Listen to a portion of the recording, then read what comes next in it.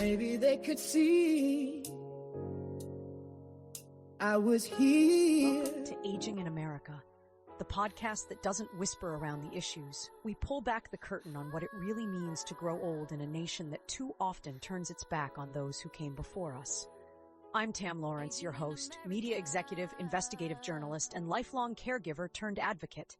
Over the years, I've seen far too many families caught in systems that confuse, ignore, or even exploit the aging. This show, it's for them, it's for us, and it's for the future we deserve to grow old in, with dignity, safety, and truth. Each week, we bring you a hard-hitting and heartfelt lineup of segments designed to inform, protect, and empower. Every listen, every share, and every story matters. Because silence protects predators, but storytelling protects people.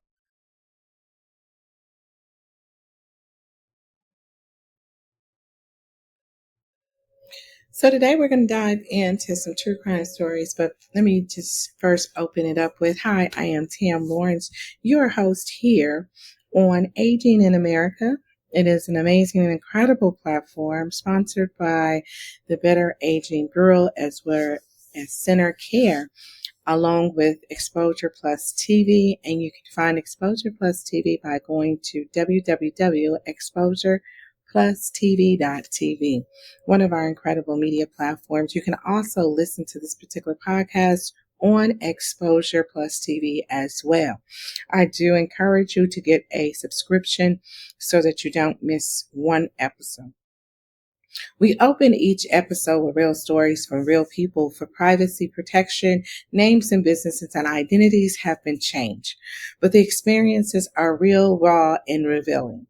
These stories shed light on the hidden struggles seniors and their families face in nursing homes, guardianship, and probate court systems, and even in their own care providers' homes. Next, we'll also start to really dive into segment 2, which is the Age Guard. The Age Guard really helps us to shift to the prevention and protection segment of our podcast, which really deals with health and wellness for aging, from a medical breakthrough for caregiver tips and holistic therapy, safety strategies, as well as legal insights that will help you protect your family.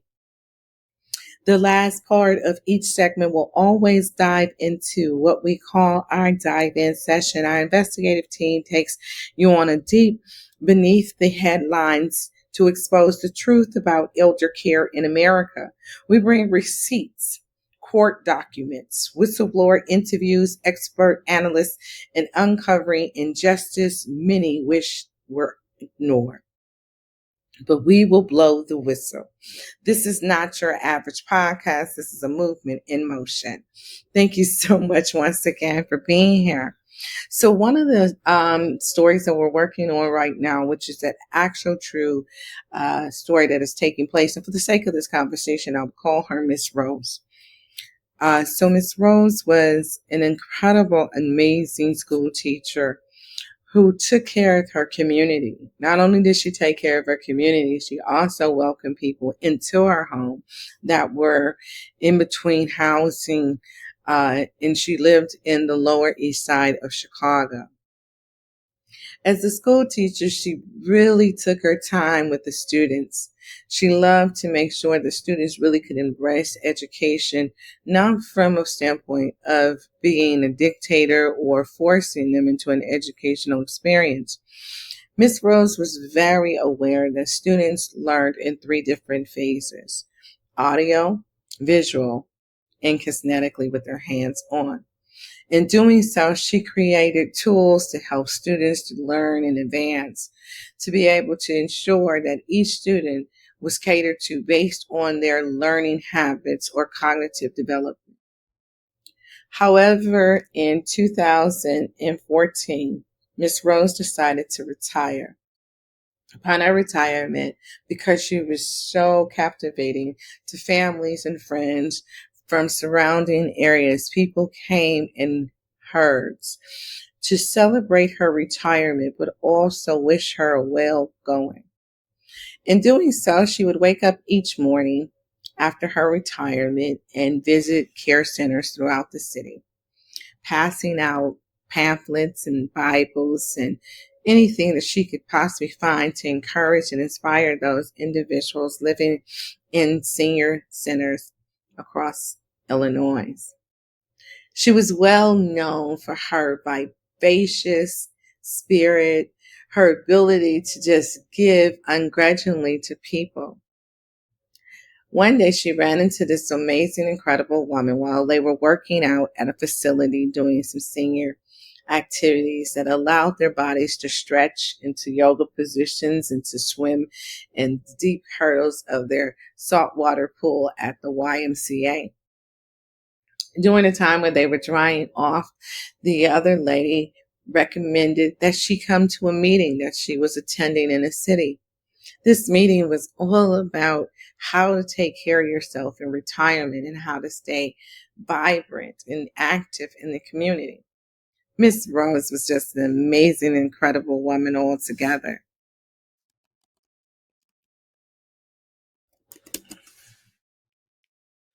So she took on the advice of this young woman and decided to hurtle on down to this session where they would be invited to talk with people that would encourage them to exercise, to stay active, and to avoid isolation at all costs. Miss Rose was so excited about the meeting that she shared it with other people who she had also knew that retired. They came together every week for months on ins and out. And one time her niece, who was just this incredible young lady from New York, stopped by to visit, to talk to her auntie about some programs that she was also doing in New York. She's originally from Chicago, but she moved to New York for a job, leaving her auntie, who was the only child in the family, living in Chicago by herself. Unfortunately, when you're the only child and you're at retirement age, usually your parents have all gone home to rest with the Lord. And she didn't have any other siblings, very small family. And so Miss Rose didn't really worry herself with that. She had so many great, incredible friends that she just felt like she was always safe and warm and welcome to visit whenever she needed to. However, one day, the wonderful friend that she had met ended up having some issues cognitively thinking about things and just kind of got a little frustrated. So she didn't see her for a while. So she decided to go by the house. Miss Rose stopped by her girlfriend's house to see if she was okay. She wasn't there. It puzzled her. It scared her. She was afraid. Like, where could she be? So she called around, and none of her relatives even knew that she wasn't at home. They all thought she was at home, engaged with her friends and going to yoga and to the YMCA and going swimming and joining this wonderful group. And on the weekends, they sometimes would stop out by this horse ranch where they really engaged and loved the horses. It was an incredible experience for them both. They actually started talking to their horses and named one Lucy. Lucy, because she always would get loose and run around the barn and not have one care in the world about where she was at. So they called her Lucy. So needless to say, Miss Rose continues to call family members. They too were shocked. Where in the world could she be? Ali, one day, the woman had decided to go to her physician to have a checkup. During the physician evaluation, she disclosed to the physician that she was kind of having some fogginess, not quite remembering certain things, but she didn't really have too big of a concern about it. She just wanted him to know that, there was some fogginess and if there was anything that he could prescribe to help her with that fogginess, she'd really appreciate it. Or maybe it wasn't even medicine that she was prescribed. She was more so looking for some advice and some things that she could do to keep active and to make sure that her cognitive skills did not decline. Needless to say, this physician asked if she was living alone. She answered yes. And immediately after answering yes, a caseworker walks into the room with pads and packs of papers for her to sign off on. And then she did this evaluation just to kind of see if she was in, risk where she can harm herself or hurt someone else. The risk checked out where she wasn't so much as a 3 on the list. Needless to say, the caseworker gave it a 9. Leaving the room, the caseworker decided to call one of her girlfriends who is a guardian, someone she works with professionally, and they have an aligned relationship. She told her about this woman who came into her doctor's office to say that she was having some cognitive, some memory, some fogginess and things of this nature. And so she decided to say, this may be a harmful situation. I think you should look into her. However, what the caseworker did do is with the paperwork, is she was able to get the woman to release and disclose to her all of her assets. She told her about her house that she had in the Hamptons and a couple of other assets that she had in the bank and things of that nature, and talked briefly about her retirement and how she was enjoying her retirement funds by going to the center and a YMCA and to focus groups. And she was even thinking about taking a knitting class. She was very coherent, able to understand exactly what she was sharing. And the information just became widely available to this caseworker as she continued to keep on putting in information and finding out that there were no siblings or no living relatives in the area. And most of them were in the outskirts, were in rural communities. And so this woman lived, alone like anyone else had the right to do in their lifetime, to choose to live alone. And her husband had passed on over 7 years ago. So there would be no support from him because he no longer was here with her. Needless to say, the caseworker calculates up everything, contacts her guardianship friend. The guardianship friend decides to stop into the caseworker's office the next day and pick up the pack of paper. The paper disclosed all of the assets the woman owned. It also had her to sign a waiver and a release that she lived alone and that she had some memory loss. That's what she claimed was nothing more than just fogginess. And anyone can have that fogginess, right? She was coherent enough to be able to tell about all of her assets and everything that was going on. A week later, the guardian decided to go ahead and file for an emergency removal. The emergency removal was done in the probate court before a judge without her appearance. Some may say, why wasn't she even contacted? Because with an emergency removal, if it seems that it may be putting somebody's life in jeopardy or that that person may be at risk for something, the caseworkers can go into a session with a guardian to have them removed from their homes and place them as a ward to the state and placed into a nursing home or assisted living. However, with these assets that this woman had, there was no way in the world that they were going to start to look at assisted living. On a wonderful, bright Sunday day, what would be so wonderful to us, but not so great to this woman, the guardian shows up with some paperwork in her hat. She passes this paperwork to the lady to let her know that the state has awarded her to their custody and that she would now be her guardian and that she would have to come with her. She was like, no, I'm not going anywhere. I'm okay. I never stated that I needed you, and I never attended any court case. The lady said, listen, I have to take you with me. You can talk to whomever after we get you to a space where we feel you're safe. The lady then goes into the house, grabs her purse and her information and ensures that she grabs her cell phone and her wallet so that she can contact her niece and her other relatives to let them know what's going on. Needless to say, as she's exiting the house, they lock up her house and take her keys. She gets into the vehicle, saddened by what's going on, very confused, like, oh my God, what just happened? Her life was changing right in front of her eyes. As they arrived at the location, They then told her that she needed to put her purse in a safe place until they have checked her in. Needless to say, they began to check her in and she became a little agitated about what was going on. So the doctor asked her if she wanted to take something, something to calm her down, some Advil or whatever the case may be. Unlikely it was Advil or anything that could have calmed her down other than a psychoactive sedative.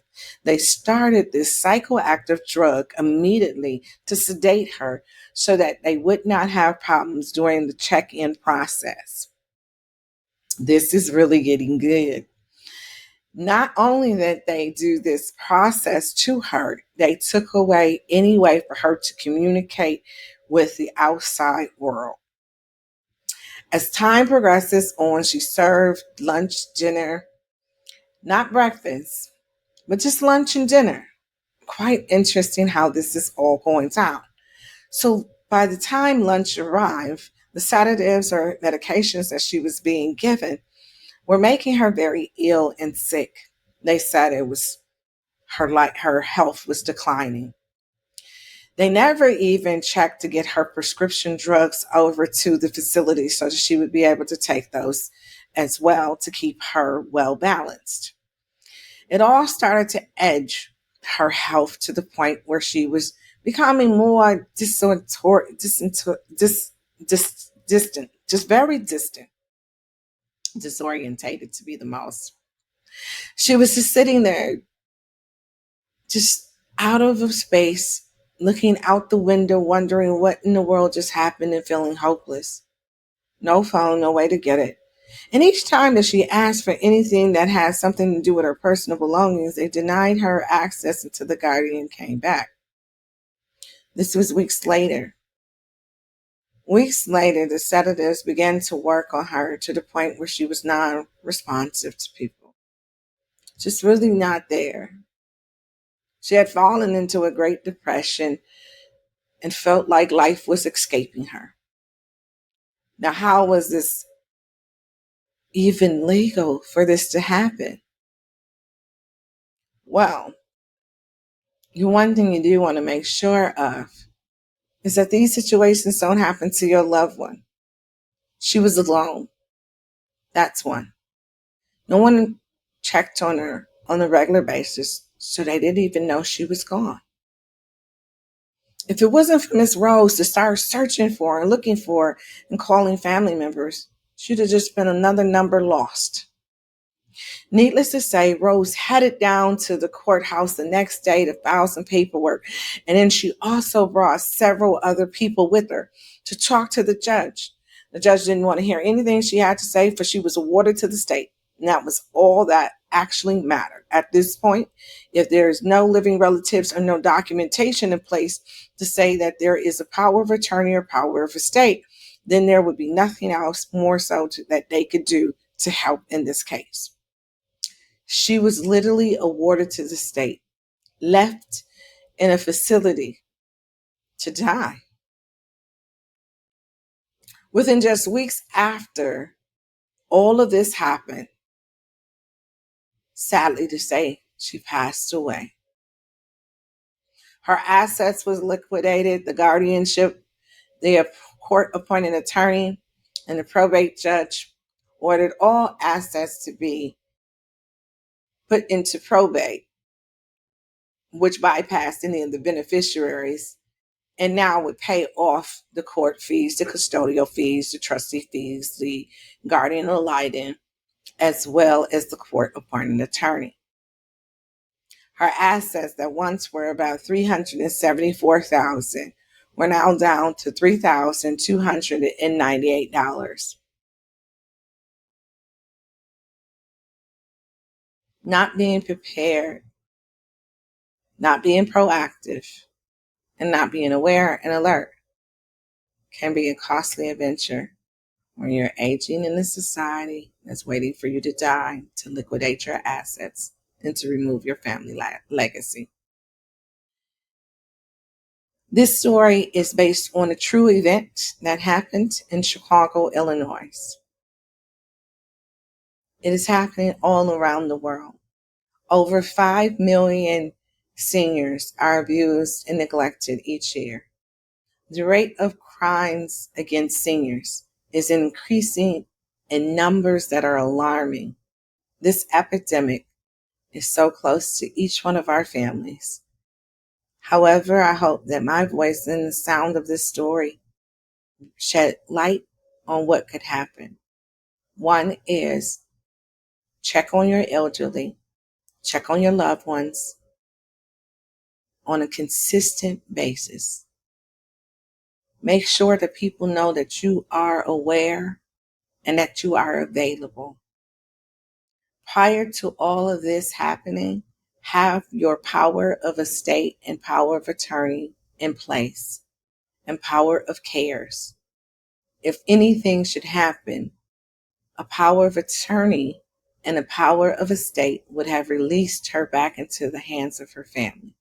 Without these documents, the courts had the right to continue the process of awarding her to the state. Life will teach you lessons no one else can.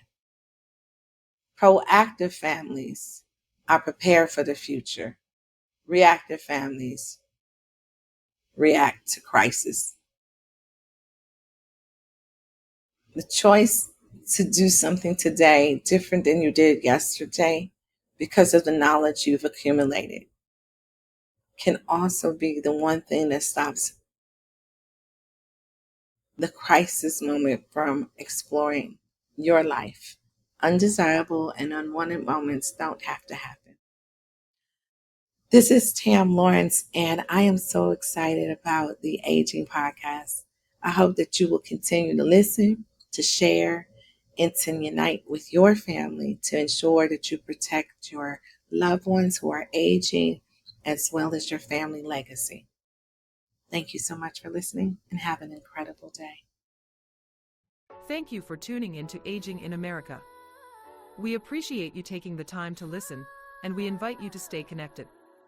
Visit betteragingbureau.org to subscribe to our newsletter and gain access to exclusive, in-depth investigative reports we've uncovered, reports you won't find anywhere else. If this episode moved you, informed you, or opened your eyes, please share it with your family, peers, and professional circles. Together, we can protect those who once protected us. This podcast is proudly produced by award-winning investigative journalist Tam Lawrence and brought to you by the Better Aging Bureau. Until next time, stay informed, stay vigilant, and be the voice for those who can't speak for themselves.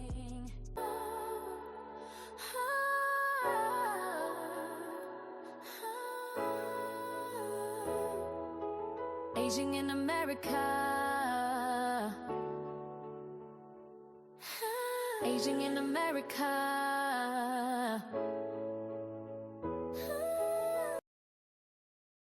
Coming up next is The Deep Dive, sponsored by Luminera. Not every brand was built for the spotlight.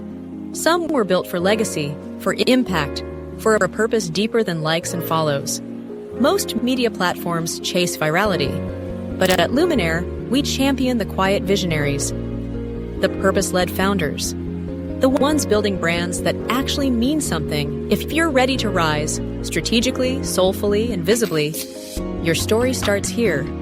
Visit luminaire.co and step into the light on purpose. Welcome to The Deep Dive.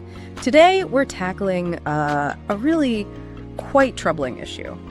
Potential abuse in elder care. Specifically, we're looking at chemical restraints and, well, legal exploitation too. Yeah, we've been digging into this podcast episode from the Better Aging Bureau. It's called Sedated, Silenced, and Scammed Elder Care Crisis. And it's pretty eye-opening stuff. It really is. So our mission here is to pull out the key info from that source just so you can get a handle on how big this problem is and maybe what warning signs to look for. Okay. The podcast, it kicks off with this story about a woman named Rose. Her friend went into a care facility just for a short stay, supposedly. Right. But it turned into a complete nightmare. Yeah, the podcast says within days her friend was just, well, unrecognizable was the word used. Slurring her speech, seemed totally out of it. Heavily sedated. Not from her illness, though. No, that's the tragic part. The podcast suggests it was likely over-medication. And that brings us right to this idea of chemical restraints, using drugs basically to control behavior, not treat an illness. And often tied into this legal exploitation you mentioned. Exactly. It's this deeply concerning combination that seems to be a growing kind of hidden crisis. Disturbing stuff. And the numbers involved, they sound pretty staggering. The podcast cites a Human Rights Watch report. It does, yeah, from 2020. And get this, an estimated 179,000 nursing home residents given antipsychotic drugs. Wow. Without actually having a psychosis diagnosis, and crucially, often without consent. 179,000, that's huge. And these aren't exactly mild drugs we're talking about, are they? No, not at all. They name names. Haloperidol, which is Haldol, quetiapine, Seroquel, olanzapine, Zyprexa, risperidone, Risperdal. Okay. These are heavy-duty medications for things like schizophrenia. They're not meant to be, sleeping pills or just ways to manage difficult behavior in older adults. And there are real dangers using them off-label like that, especially in the elderly. Absolutely. The FDA, the Food and Drug Administration, they've put out their strongest warning. It's called a black box warning about these specific drugs. Black box. So serious risk. Very serious. Increased risk of stroke, even death, particularly in elderly patients with dementia. Yet, the podcast indicates this practice is still happening. Sometimes maybe because facilities are understaffed, things like that. And the podcast connects this drugging to legal exploitation, too. They mention some specific cases. Oh, yeah. Really awful examples. There's the Savino guardianship case in Nevada back in 2018. This guardian, April Parks, she was actually convicted. Convicted of what? Elder exploitation, theft, perjury. And part of her method was literally drugging her clients to control them, making it easier to, steal their assets. That's unbelievable, using the legal system itself as a weapon. Precisely. A guardianship is supposed to protect someone. Right. Someone appointed to make decisions if a person is deemed incapable. Here, that power was just horribly twisted. And you said this wasn't just a one-off incident? Sadly, no. The podcast also highlights a similar widespread problem they found in New Mexico around 2021. New Mexico, too. Yeah. Abuse within the guardianship system, sedation, isolation, stripping people of rights, often without families even being told. It got so bad the state Supreme Court had to step in and mandate major reforms. So these aren't just like a few bad apples. It points to bigger systemic problems. That's the implication, yes. Failures in the systems meant to protect vulnerable people. And beyond the legal and financial nightmare, the actual physical and emotional toll of these drugs, it must be immense. Devastating. The podcast talks about side effects like severe confusion, much higher risk of falls, which could be catastrophic for an older person. Yeah. Even potential brain shrinkage, difficulty swallowing, heart rhythm problems, and death. And just think about the emotional side, being unable to think straight, to talk, to advocate for yourself, just trapped. Losing your voice, your autonomy, it's terrifying. So Rose's friend's story, while tragic, it's probably not unique, as the podcast suggests. Likely not, no. It sounds like a hidden struggle for many families. So what can people do if you suspect something like this is happening to someone you care about? Well, the Aging in America episode really pushes for more transparency from care facilities and definitely for an overhaul of guardianship laws. Okay. For immediate concerns, they recommend contacting your local long-term care ombudsman, or you can reach out to the Better Aging Bureau directly. Is there a website? Yep. It's www.betteragingbureau.com. They're really trying to build awareness and urge people to join the effort to protect seniors. Okay, good resources to have. So wrapping up, the really crucial takeaway here is this potential for serious hidden harm in elder care. Misusing medication, exploiting legal systems, it's deeply unsettling. It really is. And it makes you think, doesn't it? Yeah. About the systems we trust to protect the vulnerable. How fragile can they be? How easily can they be subverted? Yeah. It leaves you wondering what other unseen challenges might be out there in other areas where people rely on care and support.